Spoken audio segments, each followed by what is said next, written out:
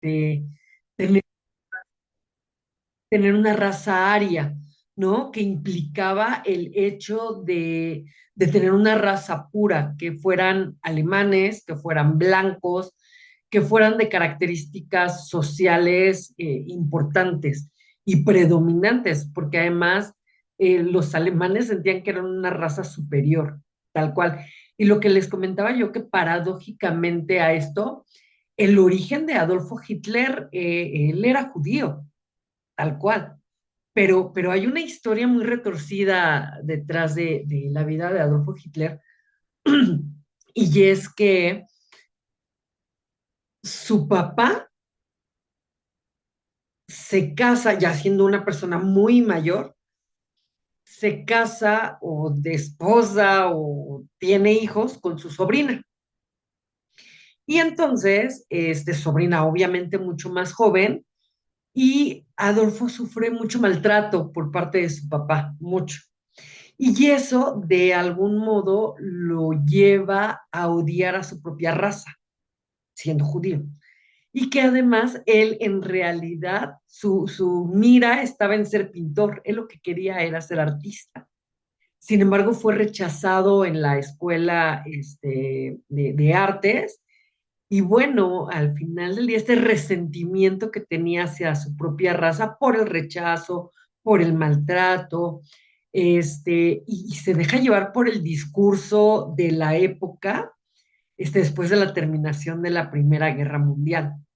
¿Sabes? Y el discurso era de que Alemania era una raza pura, Alemania era una raza aria, los alemanes eran mejor que cualquier otra este, sociedad. Y entonces, con base a eso, justo, pues Adolfo Hitler adopta ciertas eh, pensamientos e ideologías. De hecho, él fue fundador como tal del partido socialista. Y obviamente va teniendo varios discursos al respecto de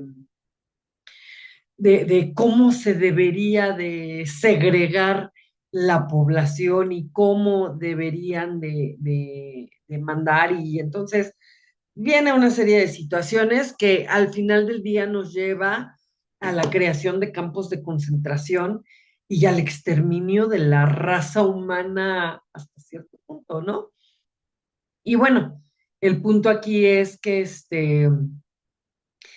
a consecuencia de eso y a consecuencia de, pues, invasión de territorios, del exterminio humano, pues, se empieza a crear esta organización que tiene como finalidad evitar a toda costa la guerra. Y lo que les decía yo también suena paradójico, porque con este afán de evitar la guerra, la misma creación o la misma Organización de Naciones Unidas tiene un organismo llamado el Consejo de Guerra de la ONU.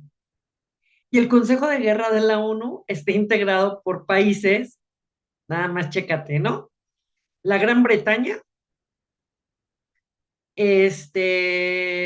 China, si no me equivoco, Estados Unidos, Rusia y creo que Italia.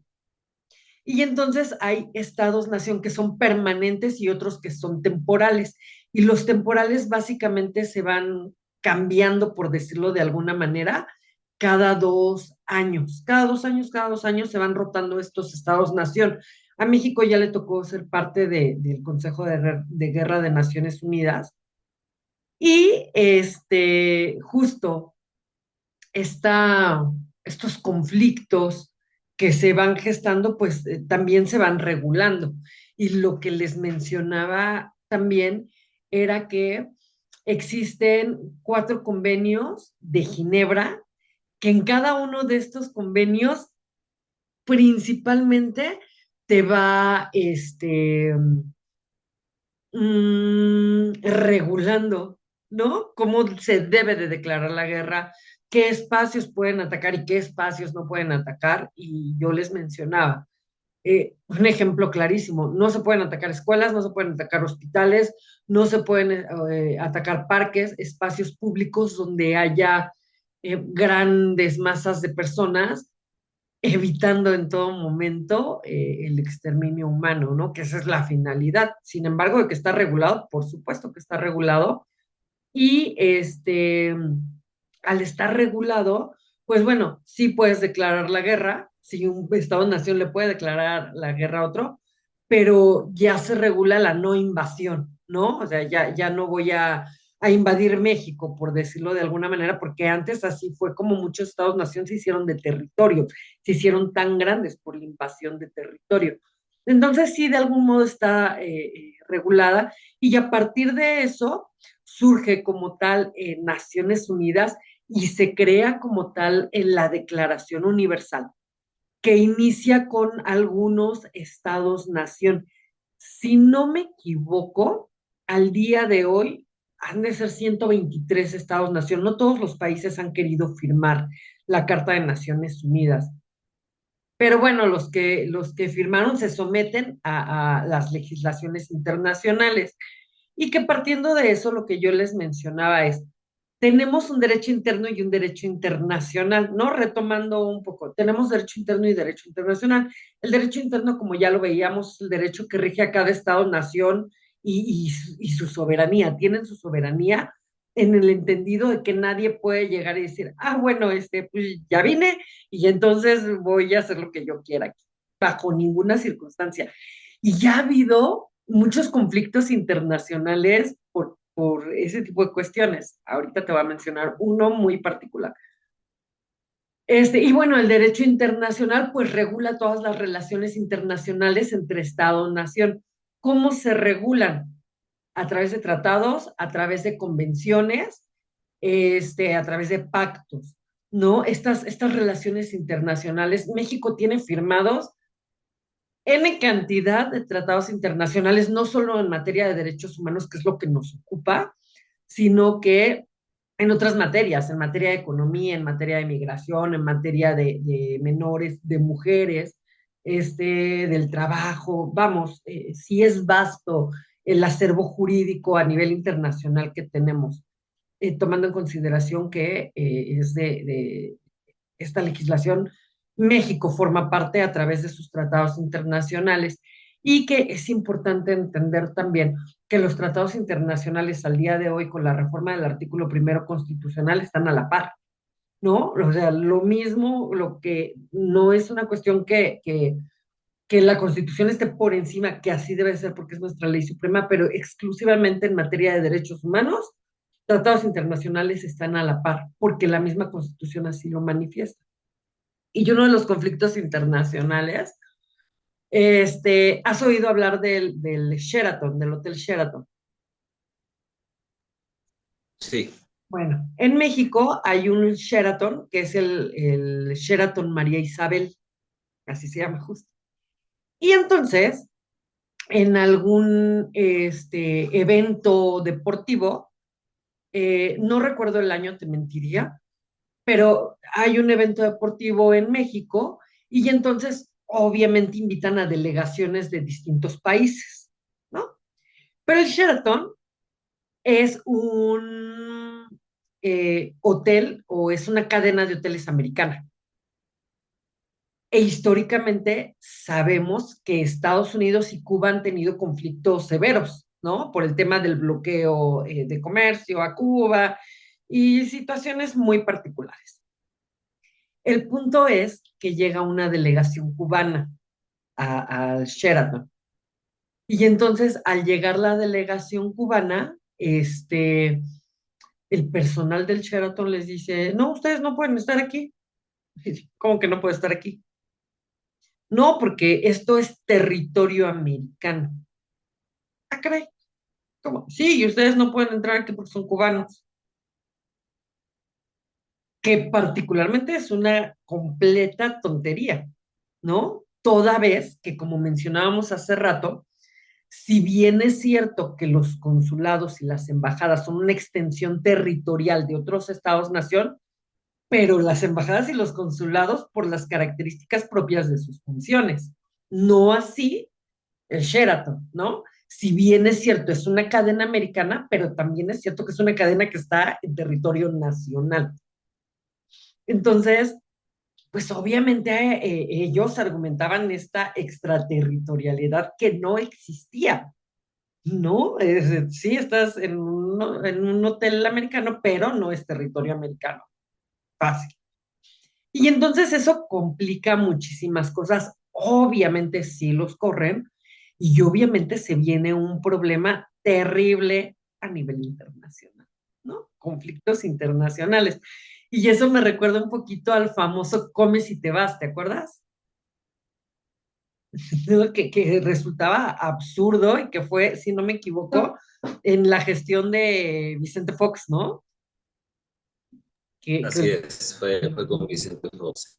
sí, que le decía a Fidel, pues mira, Fidelito, no me caes muy bien, ¿verdad? Pero pues acabando de comer, agarras tus cositas, porque las relaciones político-económicas con Estados Unidos pues representaban mayor importancia, ¿no? Precisamente por el tema económico, sobre todo y por la compra de mercancía, etcétera. Pues sin embargo, también se decía, imagínate qué triste que México esté endeudado con el país más endeudado del mundo, ¿no? O sea, tan mal estamos que estamos endeudados con el país más endeudado del mundo. Entonces, por ejemplo, ese tipo de conflictos son los que se resuelven a nivel internacional y como ese, le mencionaba a Fer, el tema de las muertas de Juárez. Bueno, las muertas de Juárez, tú vas a decir, bueno, esto es un tema interno, ¿no? Y acertadamente te diría, claro, por supuesto, es un conflicto nacional, pero ¿qué tuvo que ser tan grave para que se resolviera en una corte internacional? ¿No? Porque tenemos a nivel internacional dos cortes. La Corte Interamericana de Derechos Humanos, que regula todo en materia de derechos humanos en toda América, ¿no? Salvo algunos países, entre ellos Venezuela, que no ha firmado o que no es parte de la Corte. Y la Corte Penal Internacional por otros delitos igual de catastróficos o peores. Y entonces, el tema de las muertas de Juárez llegó hasta un tema internacional, partiendo de que pues el Estado mexicano no les daba soluciones a las familias, al grado de que llegaban a las agencias del Ministerio Público, llegaban a los CEMEFOS y de repente decían, es que ando buscando a mi hija, ¿no? Ah, sí, ¿quién es su hija? Ah, mire, la media afiliación, una foto. Fulanita de tal, mide tanto, así, test, tal, tal, tal. Literal. Sí. No, no está aquí, pero mire, tenemos el cadáver de otra muchachita, pues si quieres se lo puede llevar para darle cristiana sepultura. Suena hasta de una mala broma, ¿no? Estábamos tan mal, tan mal, que el Estado mexicano ni siquiera tenía carpetas de investigación, bueno, ahora carpetas de investigación, antes averiguaciones previas, no tenía averiguaciones previas iniciadas por la desaparición de estas muchachas. Y entonces tenemos ese acceso y es lo bonito del derecho internacional de manera general y de derechos humanos, por supuesto. Los familiares de estas chicas desaparecieron muchas, asesinaron a muchas en Ciudad Juárez, pero 6 familias en particular pidieron el auxilio de la justicia internacional. El Estado mexicano de alguna manera trató de comprarlos. Porque le decía, bueno, es que ¿qué crees que, cómo te explico que no tenemos documentos, ¿verdad? De la desaparición de tu muchachita. Pero, ¿qué te parece si te doy una casa y dejamos aquí el asunto? Y entonces muchas familias, tal cual, aceptaron las casas, pero hubo 6 familias que no lo hicieron. Y entonces siguen todos los procedimientos internacionales, llega a la Corte Interamericana de Derechos Humanos y la Corte resuelve. Hay una serie de resoluciones que están en línea. Tú te puedes meter a la página de la ONU, buscar Corte Penal Internacional te aparece un desplegado de asuntos jurídicos resueltos en la Corte Interamericana de Derechos Humanos, ¿no? Y cómo resuelven, además, que es lo interesante. Y entonces la Corte Interamericana revisa el caso y sanciona. ¿A quién crees que debería de sancionar? ¿A quién te imaginas ahora?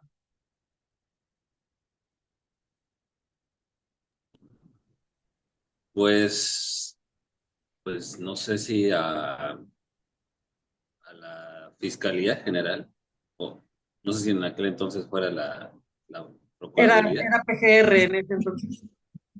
Ajá. No sé Digamos, si, o pues, al gobierno federal, no sé.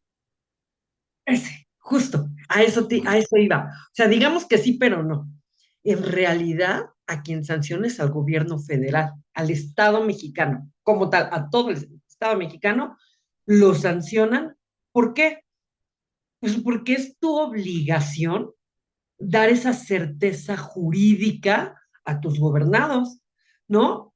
Y no, o sea, todos los trabajadores, los ministerios públicos, el Procurador General de la República, vamos, ellos pues trabajan para el Estado, ¿no?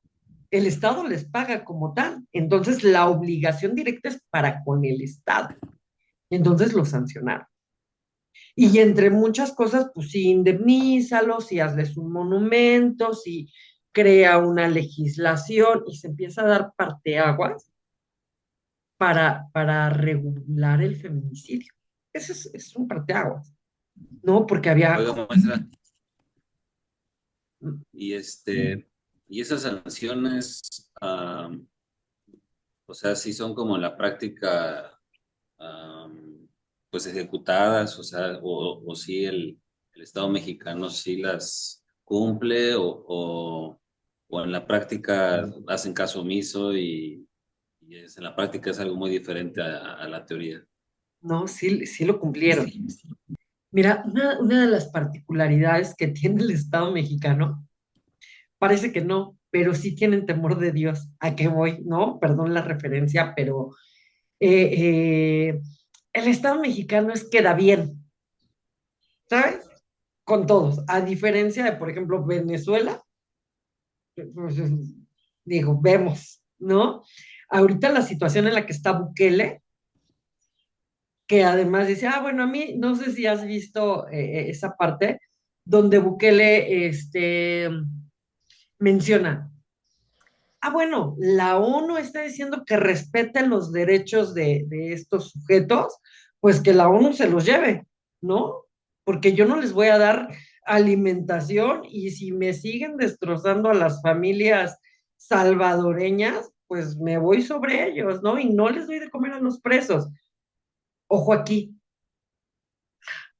a mí, cuando yo empezaba a estudiar todo este tema del sistema penitenciario, a mí me hacía mucho ruido algunas cosas, ¿no? Porque además, cuando eres más joven eres idealista. Oye, entonces, ¿por qué? Y te quejas y cosas de jóvenes. Este, y yo decía, ¿cómo por qué los mantienen? O sea, deberían de aplicar la pena de muerte y punto, ¿no? Como a ese grado de eso. ¿Por qué mantienen? Al Estado, hagamos cuentas, ¿cuántos recursos le cuesta al Estado mantener tantas prisiones? En el entendido de que en muchas de las prisiones hay sobrepoblación. Les cuesta una la nota. Y mi discurso en ese entonces era, como porque van a tener derechos humanos, ¿no? Son delincuentes, no deberían de tener derechos humanos. Obviamente, como vas creciendo y te vas dando cuenta de algunas cosas, entre ellas, precisamente, aún en prisión y aún siendo los peores delincuentazos, por supuesto que tienen derechos humanos. Entre ellos, alimento, incluso educación. Hay muchos reos que estudian una licenciatura o una ingeniería dentro de prisión y salen y ejercen, ¿no? Porque penitenciariamente ya cumplieron su condena para con la sociedad y con el Estado. O sea, Y perdón que interrumpa, Miss. Y de hecho, por eso se llaman centros de reinserción social, ¿no? Su fin, su cometido es volverlos a ingresar a la sociedad. Hay algunos que de plano no se logra, pero hay muchos que sí. Es la realidad de las cosas. Ojo, ojo, ojo. Acabas de mencionar algo bien interesante, ¿verdad? Tú acabas de decir un término que dijiste centros de reinserción social. Acto seguido, palabras más o menos, dijiste, en algunos casos se cumple y en algunos no. Y aquí estamos confundiendo, te voy a decir por qué. Previo a la reforma, gran reforma penal que tuvo la Constitución, no se llamaban centros de reinserción social, se llamaban centros de readaptación social, Ujú. que no era lo mismo. No es lo mismo readaptación que reinserción. Y aquí voy a hacer acotación a lo que acabas de mencionar. En algunos casos se cumple y en otros no. El discurso es completamente distinto, ¿eh? Centros de readaptación social. ¿Qué te estaba vendiendo, entre comillas, porque no te lo venden, ¿no? Pero ¿qué te estaba vendiendo el sistema? Un centro de readaptación social quiere decir que todas aquellas personas que están recluidas en un centro de readaptación social, la finalidad es que los readapten, ¿o no? Ujú, sí. Nombre lo dice, readaptación social, que se readapten. Ah, pequeño gran detalle, no existía una readaptación social, toda vez que había muchos, sobre todo aquellos delincuentes menores, pues salían y este, volvían a delinquir. ¿Dónde estaba la readaptación? No hay una readaptación. Entonces, en teoría, estos centros de readaptación social no estaban funcionando. El sistema penitenciario no estaba funcionando. Y hay un gran problema, ¿no? Porque entonces los centros no están funcionando. El sistema jurídico en esta área penal está siendo deficiente porque no hay una adecuada readaptación social. Y con la reforma viene el cambio de nomenclatura y entonces ya no son centros de readaptación social, son centros de reinserción social. ¿Y cuál es la diferencia? Ah, bueno, si el Estado te pone una sanción de, no sé, 10 años de prisión por un delito, el que tú quieras, ¿no? Obviamente, dependiendo la gravedad del delito, pues es la punibilidad que se fija. Pero bueno, supongamos, a alguien le ponen una sanción de 10 años, ¿ok? Pasan los 10 años, sale, si reincides o no ya no es mi problema, diría el Estado. ¿Por qué? Porque no estoy hablando de una readaptación social, estoy hablando de una reinserción social. O sea, tú ya cumpliste tus 10 años, ya pagaste tu condena por la comisión de tu delito y ahora no te readapto, te reinserto. Si vuelves a delinquir o no, yo ya no me hago responsable porque no te estoy readaptando, solo te estoy reinsertando. ¿Cómo ves? Muy interesante. Es que, pues sí, el fin es ese, ¿no? La reinserción.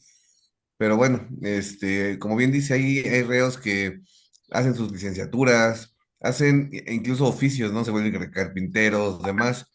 Digo, el fin es muy romántico, muchas veces, como repito, no nos llega a cumplir, pero bueno, el Estado cumple con ello, ¿no? Cumple con la, Función. con la, sí, con la misión con la enmienda de reinsertarlo socialmente. Claro, y suena absurdo, completamente absurdo. Sin embargo, pues sí, así las cosas. Denme un segundito, por favor, porque quiero, proyectarles las diapositivas. Solo.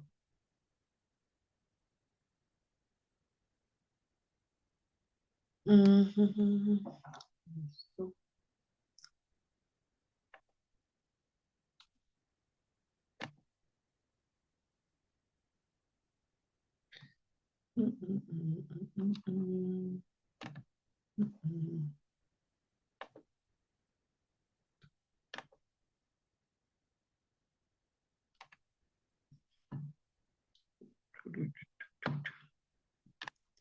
Un segundito, un segundito.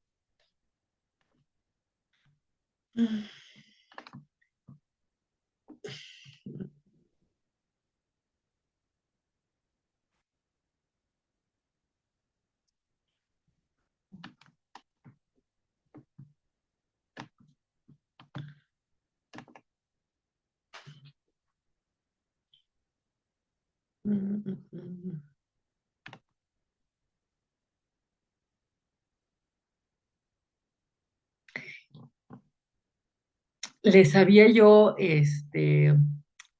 puesto, pero esas se las voy a estar mandando,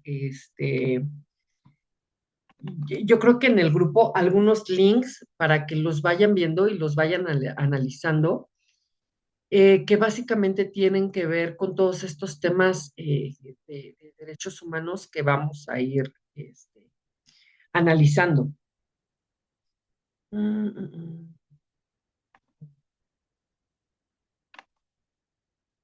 A ver si me permite.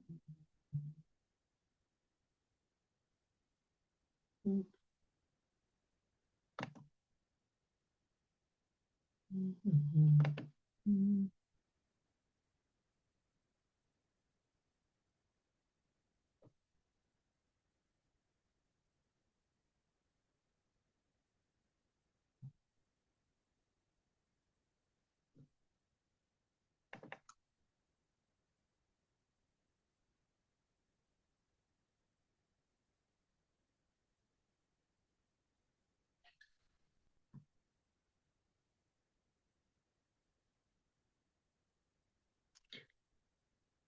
¿Sí pueden ver la proyección?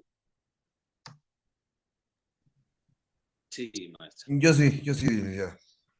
Ok, muchísimas gracias.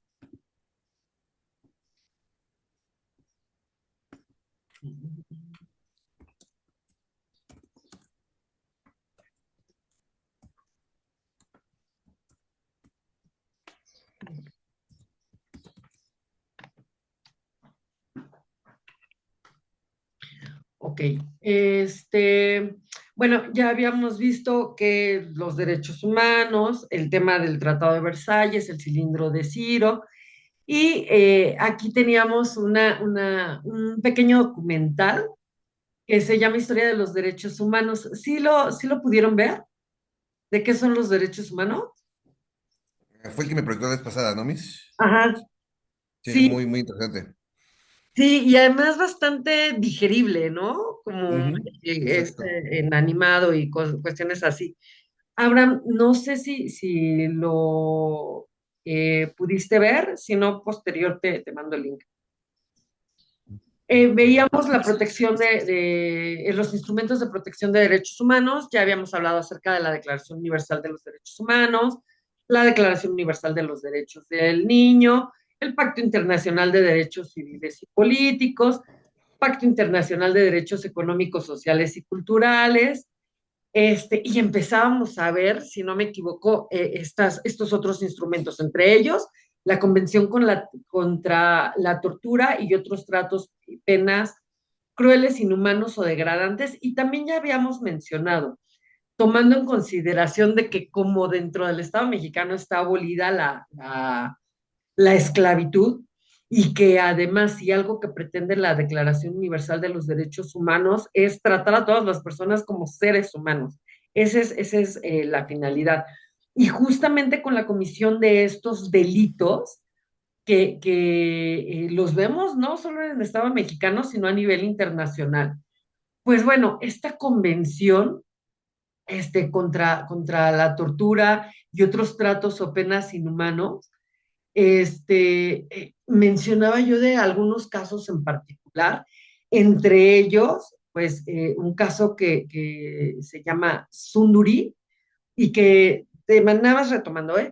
Esta chica se sale de su casa, tiene un problema con su mamá, la vecina se la lleva para su casa, la vecina tenía una planchaduría o tintorería y la tenía prácticamente privada de su libertad con grillete en el cuello, grillete en el pie, no le daban de comer, se comía, ya ven que las bolsas de las tintorerías son muy delgaditas, pues se comía el plástico de las bolsas, se tomaba el agua de la plancha. Realmente fue degradada terriblemente, ¿no? Obviamente sí sancionaron a estas personas, se fueron a prisión, pero es un ejemplo de dar tratos degradantes a las personas y desafortunadamente en pleno siglo XXI este tipo de cosas siguen sucediendo. Es lamentable. Veíamos la definición de tortura como todo acto degradante que produzca dolor y sufrimiento y que no solamente lesiona a nivel físico, sino a nivel emocional. Y que el maltrato no necesariamente tienen que ser golpes.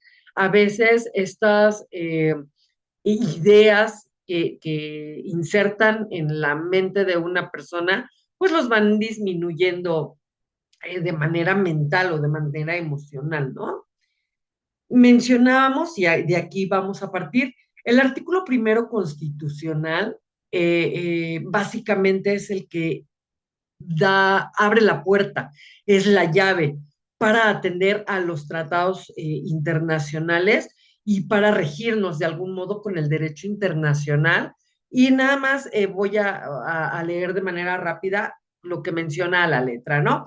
En los Estados Unidos mexicanos, todas las personas gozarán de los derechos humanos reconocidos en esta Constitución y en los tratados internacionales de los que el Estado mexicano sea parte, así como de las garantías para su protección, cuyo ejercicio no podrá restringirse ni suspenderse, salvo en los casos y bajo las condiciones que esta Constitución establece. Un ejemplo clarísimo, una forma de suspender derechos humanos, definitivamente, y no todos, ¿no? Es que una persona esté en prisión.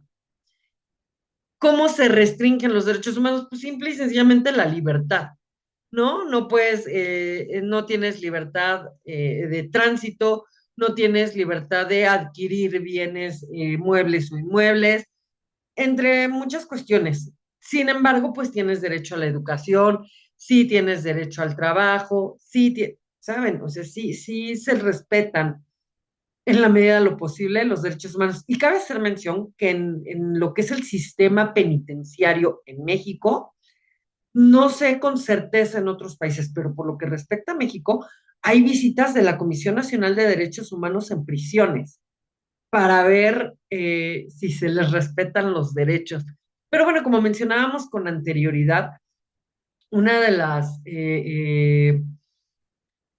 las cuestiones que se tienen en contra es la sobrepoblación en prisión. Se decía en algunos documentales, por ejemplo, que lo que es en el reclusorio, sea norte o sea oriente, de repente las celdas están sobrepobladas a tal grado de que duermen en el piso, ¿no? Y duermen formados y se andan pisando unos con otros. Hay quienes incluso se amarran con el suéter, con lo que tengan de los barrotes, Sí. porque no pueden acostarse, ¿no? ¿Qué pasó, Fer? No, justo eso, yo hace algunos años, mi maestro de Derecho Penal, el licenciado Eric Rauda, nos dio un tour por el Reno, Reclusorio Norte. Y sí, entramos a población, entramos incluso donde hay visitas conyugales y demás. Y sí, por ejemplo, cuando entramos a población, a las celdas, sí llegamos a ver cómo se amarraban los reos a los barrotes para poder dormir, incluso hasta junto a la taza del baño, todo, pues es una situación bastante fuerte. Igual en el Reclusorio Oriente alguna vez entramos y en el mismo patio del Reclusorio Oriente hay camas para afuera, hay lonas y demás para poder pues que haya más reos, ¿no? O sea, ya está súper sobrepoblado.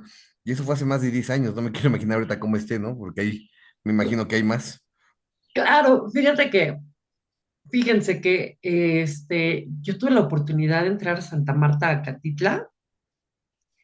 ¿Qué cosa? Pero no a la cárcel de mujeres, porque justo está la prisión de Santa Marta, la de hombres, y ya a espaldas está la de mujeres. Y qué cosa, de verdad sí es un tema bastante particular. Antes, Santa Marta, Catitla, junto con el Foro Shakespeare en Ciudad de México. No sé si todavía la tengan, pero tenían una especie de convenio donde hacían teatro penitenciario, ¿no? Como una de las modalidades, para, pues para una adecuada reinserción social, ¿no? Entonces, Foro Shakespeare como tal te vendía, pues, el tour, por decirlo de alguna manera. Llegabas a Foro Shakespeare, comprabas tu boleto, de ahí te llevaba un microbús de los que hay en Ciudad de México, y de Foro Shakespeare te llevaban a Santa Marta, Catitla. Entrabas, obviamente te daban un código de vestimenta, particularmente por los colores, ¿no? Para evitar cualquier situación. Y el código de vestimenta, no solo en los colores, sino en el tipo de ropa que tienes que llevar. Y ya a la entrada te ponían un sello que se ve con luz negra. Y justo lo que mencionas, ¿no? Nosotros íbamos a ver teatro penitenciario, no era como tal la visita, pero se siente una energía, no sé si crean en eso de las energías, pero el ambiente es por demás pesado. Sí, sí, sí, sí, es muy pesado, sí, cuando yo entré, justo también me pusieron el sello que no se veía, y ya compañeros, ¿no? Muy, muy espantados, pasaron al baño, algo, se lavaron las manos y decían, ay, mi sello, no me lo había quitado. No vaya a ser. Pero sí, ¿no? La energía, se te acerca uno y hasta el profesor nos decía, no, son como palomas estos cuates, le das una moneda a uno y se te acercan todos. Sí. Y sí, sí es una energía muy, muy pesada. Sí ves gente que, o sea, no me gusta juzgar, ¿no? Pero desde que los ves dices, no, este